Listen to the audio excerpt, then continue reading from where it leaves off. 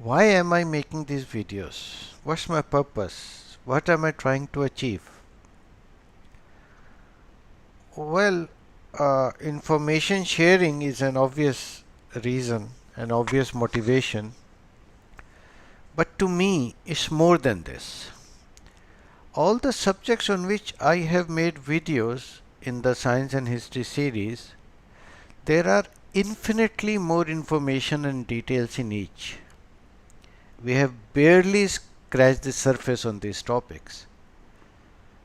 But the idea for me is to raise curiosity. If even one person, after seeing any of my videos, says, this sounds interesting, let me find out more about it, and starts looking for more information. Uh, this would